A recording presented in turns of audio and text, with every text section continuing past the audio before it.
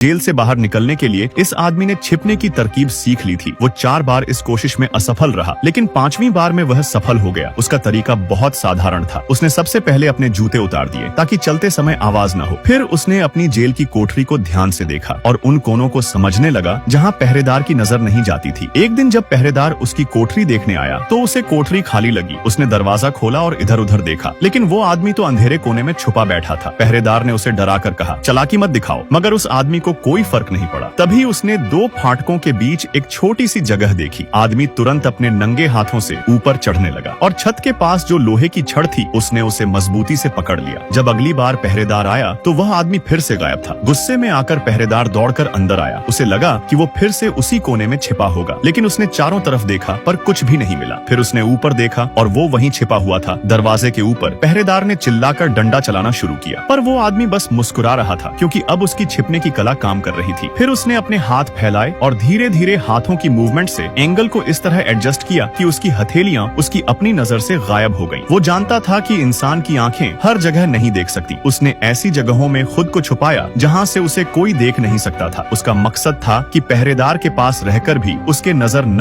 आना। वो दिन रात इसकी प्रैक्टिस करता रहा और धीरे धीरे इसमें माहिर हो गया। और अब असली परीक्षा का समय आ चुका था। जब गार्ड फिर से आया तो उसे कोठरी में बस कपड़े पड़े मिले। उसने ऊपर देखा, फिर नीचे देखा, लेकिन आदमी कहीं नहीं था। असल में वो आदमी उसके पीछे ही छिपा था और वो उसकी हर हरकत की नकल कर रहा था। गार्ड को कुछ अजीब लगा, जैसे कोई उसके आसपास ही है। उसने बहुत कोशिश की, लेकिन उसे कुछ नजर नहीं आया। तभी उसे फर्श पर हल्की सी एक परछाई दिखाई दी। वो उसी आदमी की परछाई थी। डरकर गार्ड ने डंडा घुमाया, लेकिन आदमी हंस पड़ा। उसके हाथ की हथेली पर एक आंख बनी थी, जैसे कि वो गार्ड की नजर से ही देख रहा हो। अब वह आदमी सिर्फ गार्ड की चालें नहीं पढ़ता था, बल्कि उसके दिमाग की सोच भी समझता था। और अब वो अपने दिमाग और शरीर को एक जैसा चलाने लगा था, इतना कि उसकी परछाई भी अब दिखती नहीं थी। एक बार फिर जब गार्ड आया तो उसे कोठरी खाली मिली। अब तो वह गुस्से में पागल हो गया। उसने सोचा कि आज तो इसे पकड़कर पूरे 1 घंटे मारूंगा। उसने हर जगह देखा, यहाँ तक कि फर्श तक देख डाला, पर कुछ नहीं मिला। अचानक पीछे से किसी ने उसे छुआ और आदमी ने उसे धक्का देकर गिरा दिया। गार्ड जैसे ही उठने लगा, आदमी ने फिर उसे मारा और वो दूर जा गिरा। अब वो आदमी भूत जैसा बन गया था। न नजर आता था, न पकड़ा जा सकता था, लेकिन तभी उसे बताया गया कि उसकी सजा अब खत्म हो चुकी है और अब वह आजाद है।